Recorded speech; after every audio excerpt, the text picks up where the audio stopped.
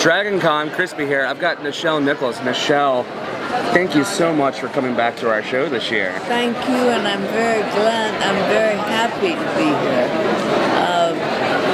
I love the fans, and they, fortunately, I think they kind of like me. I'm pretty sure they're kind of fans, and a lot of love outpouring your way. Yes, and it's a pleasure being here to sign autographs, to meet them, and to exchange our mutual feelings. It's really nice. I mean, it's quite the history that you've got, and there's a lot of relation with that. Yeah. Did you feel, obviously, like when you first started the Uhura job, that it would be as impactful on all the fans? Like, you know now, but at the time. Absolutely. Oh, yeah. I knew we had a wonderful show, and I know that people love wonderful shows, and it just happened. It was the right place, right time, and you were there for it. Right time, and I'm just delighted. And I adore the fans because they adore the show, and it makes for a wonderful back-forth relationship. Little dialogue, kind of, yeah. Absolutely. Now, one of those dialogues you had was with Dr. King when he asked you to stay on, because you were wanting to do more theater stuff. He didn't. It was more about you need to do that. No, he didn't. He said you can't, and I didn't. Oh. When I said I was leaving, he said you can't. It's that important. And I didn't. He said, do you realize what this man has given the public has given us, and you're part of that, and rightfully so, and you're beautifully accepted, you know, and you're a first. Yeah. So you can't, do anything but accept it and enjoy it, and enjoy your fans. And do you know that is exactly what I've done. And it's quite the enjoyment as well. Because the fans are fantastic. They know what they're talking about when they're talking about a specific show or something that's going on. They're right there. They know they know how they feel. They know what Gene Roddenberry meant, and they know better about the show than I do.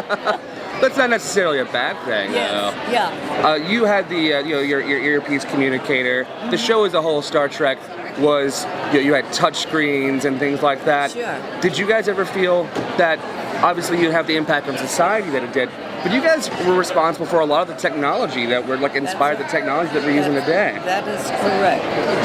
Some people don't know that, but you are absolutely correct. And to be part of that makes me feel a little larger. That's fine. I think you that's totally acceptable, though. Yes, yes. So I've got a little bit of a question for you. Let's say our little interview here is the bridge of a starship. We'll call it the USS Dragon Con in honor of your visit here, and you're the captain of our ship. We got a Klingon bird of prey. They're about to attack us. Now, we know they taught you crazy ways to act on set. What's the best way? Let's say we take a hit, and we're going to be hit by a ship. What's the best way to react to those attacks? Well, how'd they teach you with the physical element of it? They just said go for it.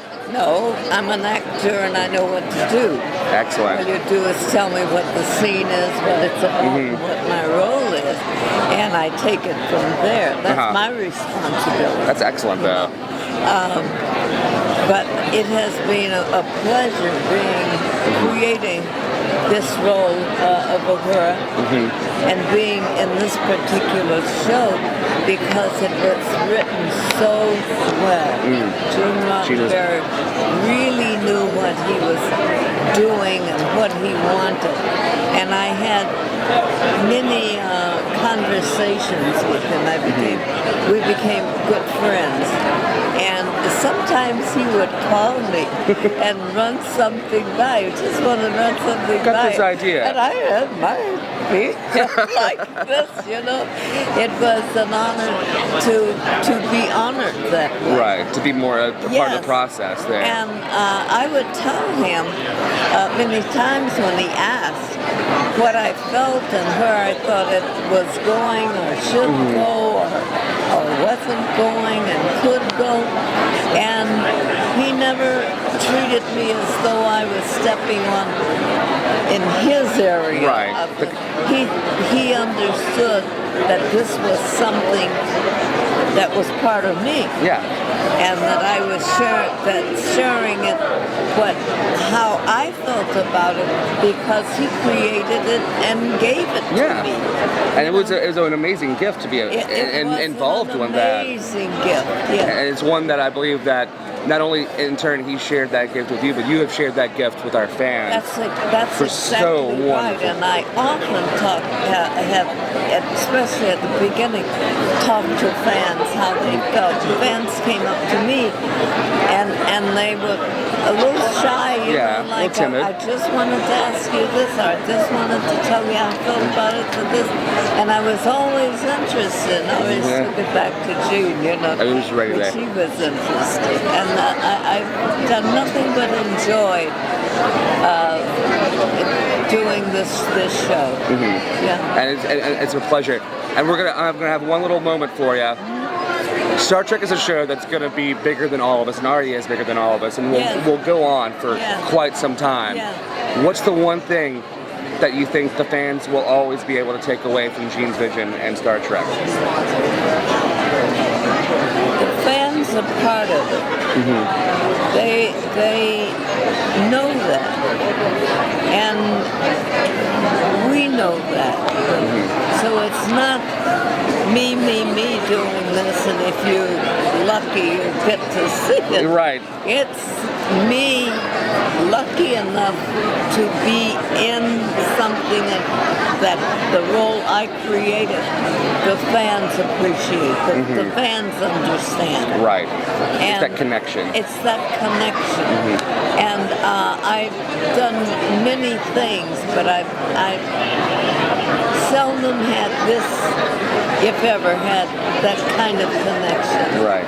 This show and fandom. You know, they're like family. A very intimate, wonderful collection. Yes. Well, Nichelle, I want to thank you for your time, your visit here at Dragon Con. Yes. You're welcome to come back, but Thank you know. very much. I know the welcome.